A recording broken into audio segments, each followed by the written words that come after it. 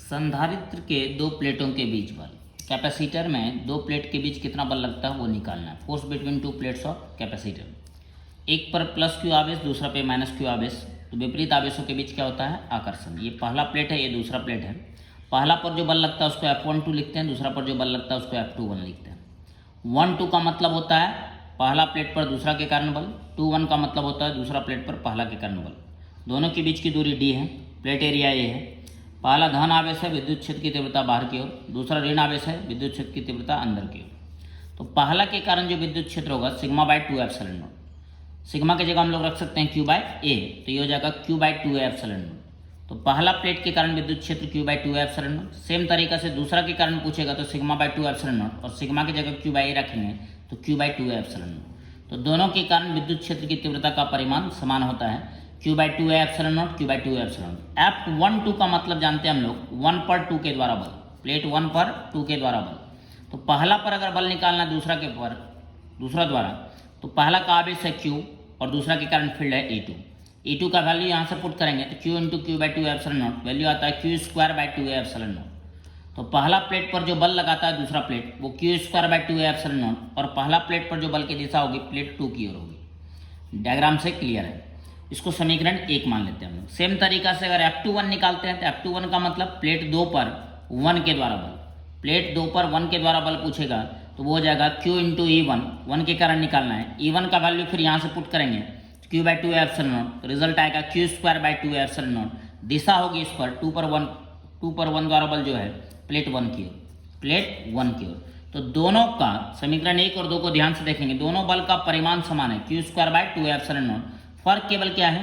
दिशा की, एक पर आगे की ओर दूसरा पर पीछे की ओर। तो समीकरण 1 और 2 से लिख सकते हैं F12 और F21 का वैल्यू सेम होगा, खाली माइनस से नहीं बताता है दिशा विपरीत होगी। तो परिमाण मॉड से लिखा जाता है, तो F12 का परिमाण बराबर F21 का परिमाण, और दोनों का परिमाण समान है तो हम इसको लिख सकते हैं F, और F बराबर हो जाएगा Q²/2ε0। मतलब दो प्लेटों के बीच जो बल लगता है उसका फॉर्मूला होता है Q²/2ε0। और पूछेगा आकर्षण या विकर्षण, तो आकर्षण होगा क्योंकि विपरीत आवेशों के बीच आकर्षण होता है। और संधारित्र में हम लोग जानते हैं कि आवेश जो होता है वह समान परिमाण और विपरीत चिन्ह का होता है। उसके बाद आता है जो मेन थ्योरेटिकल पार्ट है इस चैप्टर का, परावैद्युत या अचालक, मतलब डायलैक्ट्रिक या नॉन कंडक्टर्स बोलते हैं। तो दैनिक जीवन में जो ज़्यादा जाना पहचाना नाम है वो अचालक है, और इसी को हम लोग परावैद्युत भी बोलते हैं। परावैद्युत क्या होता है? चालक पढ़े हुए हम लोग जिसमें फ्री इलेक्ट्रॉन होता है, मतलब फ्री चार्ज होता है। अचालक जस्ट उल्टा, जिसका चार्ज बॉन्डेड होता है, जिसमें मुक्त आवेश नहीं होता, उसी को हम लोग क्या बोलते हैं? परावैद्युत। तो वैसा पदार्थ जिसमें मुक्त आवेश नहीं होते हैं, फ्री चार्ज नहीं होते हैं, उसे परावैद्युत यानी तो क्या कहा जाता है? अचालक कहा जाता है। परावैद्युत के प्रकार नेक्स्ट टॉपिक है। परावैद्युत जो होता है वो दो प्रकार के होते हैं, एक अध्रुवीय परावैद्युत और दूसरा होता है ध्रुवीय परावैद्युत। अध्रुवीय परावैद्युत और ध्रुवीय परावैद्युत में क्या फर्क है वो जानना है। कि जैसे अगर कोई परावैद्युत है, अचालक है, उसका जो अणु बना हुआ, उसका धन आवेश का केंद्र और ऋण आवेश का केंद्र अगर एक ही बिंदु पर होता है, जिस बिंदु पर धन आवेश का केंद्र उसी बिंदु पर अगर ऋण आवेश का केंद्र हो जाए तो उसी को हम लोग बोलते हैं अध्रुवीय परावैद्युत। धन आवेश और ऋण आवेश का केंद्र एक स्थान पर हो जाएगा तो उसको अध्रुवीय परावैद्युत कहते हैं। इसको दिखाते हैं इस तरह से, एक पॉइंट डाल के इसको सर्कल से घेर देते हैं, मतलब पॉजिटिव और नेगेटिव चार्ज का सेंटर एक ही जगह है।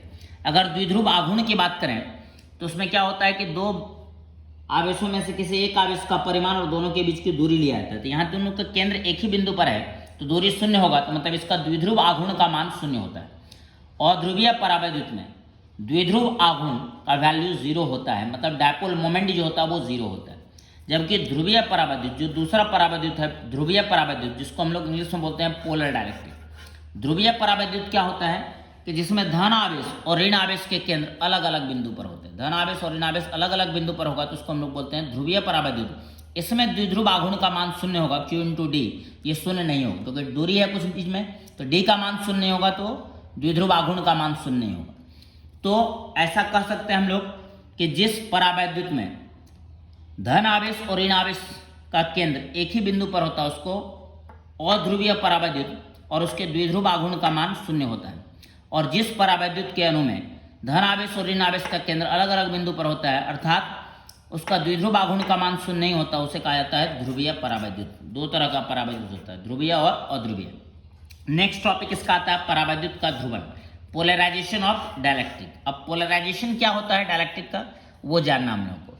ध्रुवीय परावैद्युत का ध्रुवण क्या होता है कि अगर किसी डायलैक्ट्रिक को, पोलर हो या नॉन पोलर, ध्रुवीय और अध्रुवीय कोई भी ले सकते हैं, अगर बाह्य विद्युत क्षेत्र में रखते हैं उसको, ये एक्सटर्नल फील्ड, तो धन आवेश पर ई के दिशा में बल काम करेगा, ऋण आवेश पर ई के विपरीत दिशा में, जिससे इस सतह पर ऋण आवेश उत्पन्न होगा ई के विपरीत दिशा में, और इस सतह पर धन आवेश उत्पन्न होता है एक सतह पर।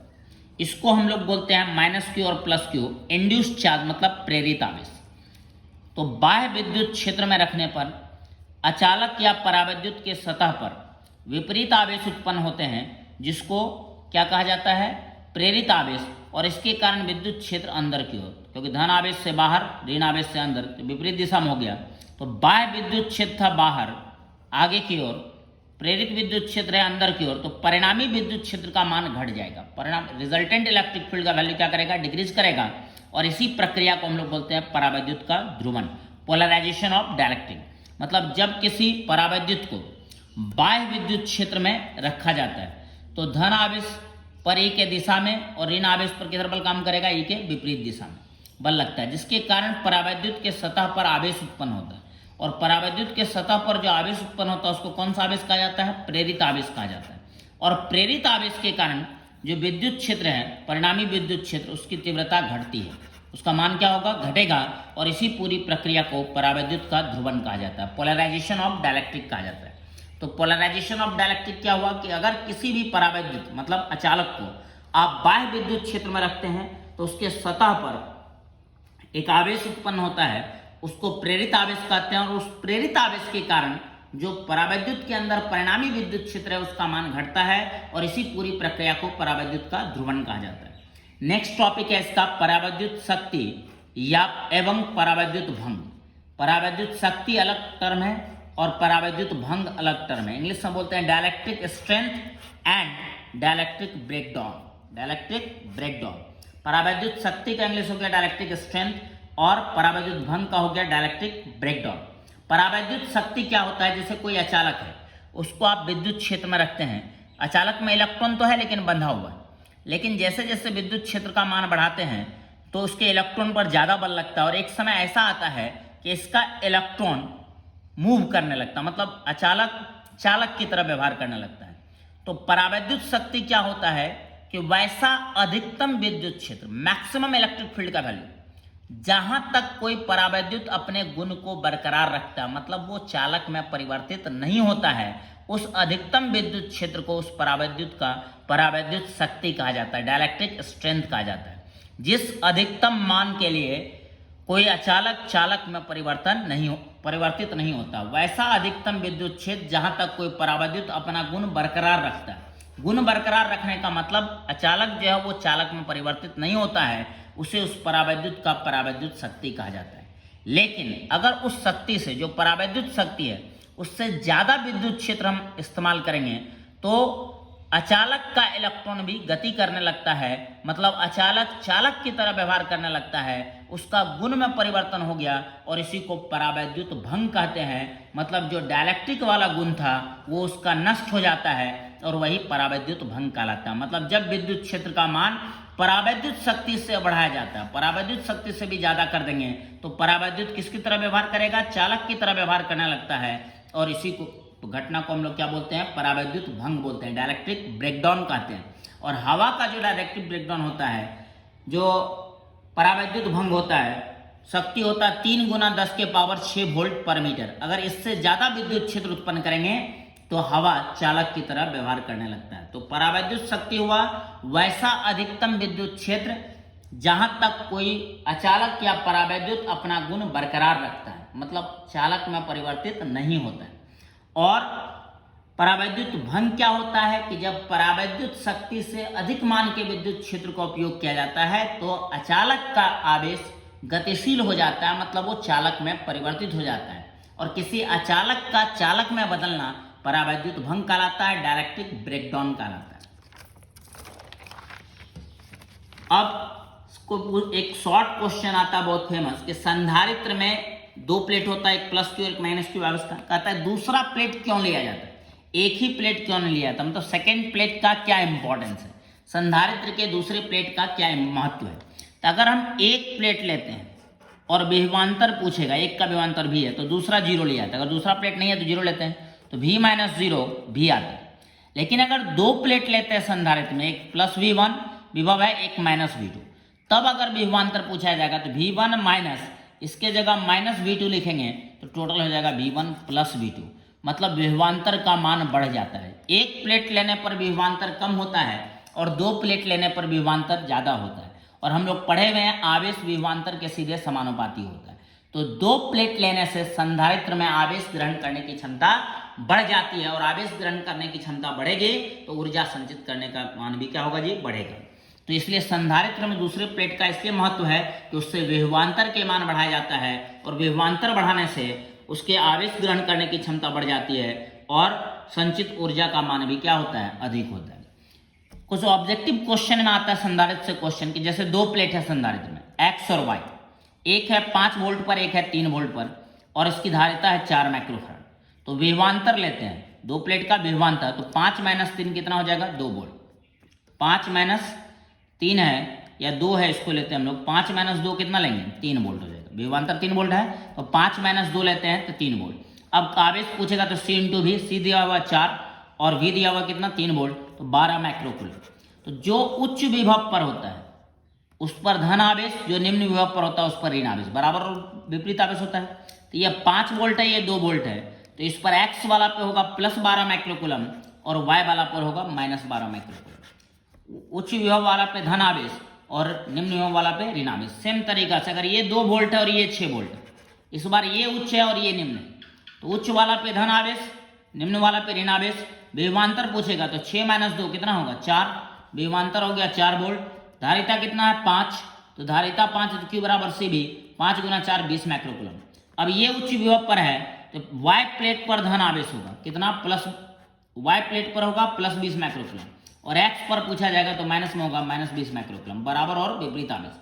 ठीक उसी तरीका से अगर नीचे देखें हम लोग तो अगला है कि एक 0 वोल्ट है और एक माइनस 2 वोल्ट है, तो 0 और माइनस 2 में तो ये हाई पोटेंशियल होगा, 0 ज़्यादा होगा उच्च विभव और ये निम्न विभव। तो ये उच्च वाला है तो एक्स पर पॉजिटिव, ये निम्न वाला है तो वाई पर नेगेटिव। धारिता कितना दिया हुआ है, 8 माइक्रोफैराड। विभवांतर होगा 0 माइनस 2 है, V1 माइनस V2 करेंगे तो ये आ जाएगा 2 वोल्ट प्लस 2 वोल्ट। तो Q बराबर C भी, ये 8 है और ये V आया 2, 8 गुना 2 16 माइक्रोकूलम। अब चूंकि ये उच्च विभव है कि 0 है फिर भी उच्च है क्योंकि ये नेगेटिव है माइनस 2, तो एक्स पर आएगा प्लस 16 माइक्रोकूलम और वाई का आएगा माइनस 16 माइक्रोकूलम। मतलब जो उच्च विभव होता है उस पर धन आवेश और जो निम्न विभव होता है उस पर ऋण आवेश होता है। एक फेमस श्रेणी क्रम समानांतर क्रम पढ़े हुए हम लोग, उससे एक फेमस क्वेश्चन आता है बोर्ड के लिए, खासकर ये बहुत ज्यादा इंपॉर्टेंट है कि दो संधारित्र है श्रेणी क्रम में, केवल कितना संधारित्र बोल रहे हैं, 2 संधारित्र श्रेणी क्रम तथा समानांतर क्रम में जोड़ने पर उसकी समतुल्य धारिता, अलग अलग धारिता नहीं दिया हुआ है, कहता दोनों को जब हम श्रेणी क्रम और समानांतर क्रम में जोड़ते हैं तो उसकी समतुल्य धारिता क्रमशः श्रेणी क्रम में 2 माइक्रोफैराड, क्रमशः लिखा हुआ तो श्रेणी क्रम में किसमें होगा 2 माइक्रोफैराड और समानांतर क्रम में 9 माइक्रोफैराड। धारिता का मान क्या होगा वो निकालना। 2 संधारित्र है, दोनों का धारिता नहीं दिया हुआ, दोनों का इक्विवेलेंट कैपेसिटेंस समतुल्य धारिता दिया हुआ है कि श्रेणी क्रम में 2 माइक्रोफैराड और समानांतर क्रम में 9 माइक्रोफैराड है। तो पूछ रहा है कि उस संधारित्र की धारिता का मान कितना कितना होगा। तो माना कि 2 संधारित्र है जिसकी धारिता C1 तथा C2 है, तो श्रेणी क्रम में हम लोग डायरेक्ट फॉर्मूला जानते हैं, श्रेणी क्रम में 2 संधारित्र का C1 C2 bye C1 plus C2 और ये दिया हुआ 2 माइक्रोफैराड, इसको समीकरण 1 मान लिया। समानांतर क्रम में बताए थे डायरेक्ट जोड़ दिए थे, तो C1 प्लस C2 वो दिया हुआ 9 माइक्रोफैराड, ये समीकरण 2 हो गया। अब C1 प्लस C2 का वैल्यू अगर हम पुट कर देते हैं यहाँ पर तो ये हो जाएगा C1 C2 बट्टा 9 माइक्रोफैराड बराबर 2 माइक्रोफैराड, तो ये हो जाएगा क्रॉस मल्टीप्लिकेशन करोगे तो C1 C2 18 माइक्रोफैराड का स्क्वायर हो जाएगा। C1 C2 क्या हो जाएगा 18 माइक्रोफैराड का स्क्वायर। अब सम ऑफ कैपेसिटेंस पता है, C1 प्लस C2 पता है, C1 इंटू C2 पता है, तो इस टाइप के क्वेश्चन में पहले हम लोग C1 माइनस C2 निकाल लेते हैं और 2 अज्ञात 2 समीकरण रहेगा तो इजीली निकल जाएगा। तो C1 प्लस C2 मालूम है, C1 इंटू C2 मालूम है, तो उससे हम लोग C1 माइनस C2 निकालते हैं। मैथमेटिक्स का फॉर्मूला है a माइनस बी का होल स्क्वायर पढ़े, a प्लस बी का होल स्क्वायर माइनस 4ab, तो C1 माइनस C2 का whole square is equal to C1 plus C2 का whole square minus 4C1 C2।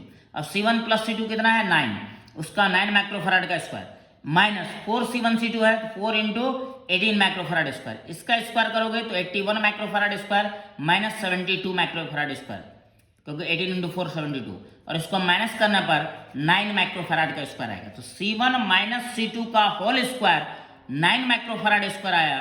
तो C1 माइनस C2 कितना आएगा, square है, स्क्वायर को हटाएंगे रूट जाएगा, तो 3 माइक्रोफैराड कितना आएगा। तो C1 minus C2 3 microfarad, C1 plus C2 9 microfarad. Calculate कीजिए, आप लोग ऐड करेंगे तो C2 cancel, 2C1 is equal to 9 plus 3 12 microfarad. तो C1 आ जाएगा 6 माइक्रोफैराड। और C1 आ गया तो कोई भी समीकरण में आप वैल्यू पुट कर दीजिए, C2 मिलेगा। जैसे समीकरण 1 में डालते हैं, C1 की जगह 6, C2 निकालना है, यह है 9 माइक्रोफैराड। तो C2 is equal to 3 microfarad. तो अगर श्रेणी क्रम और समानांतर क्रम में समतुल्य धारिता पता हो तो मतलब होता है C1 प्लस C2 मालूम है और C1 इंटू C2 मालूम है। तो पहले आप C1 माइनस C2 कैलकुलेट करेंगे, उसके बाद C1 plus C2 C1 minus C2 को ऐड करेंगे तो C2 निकल जाएगा, C1 निकल जाएगा, और C1 का वैल्यू पुट करेंगे तो ये आपका निकल जाएगा C1 C2 का वैल्यू। तो यहाँ C1 आया कितना, 6 माइक्रोफैराड, और C2 आया 3 माइक्रोफैराड। थैंक्स।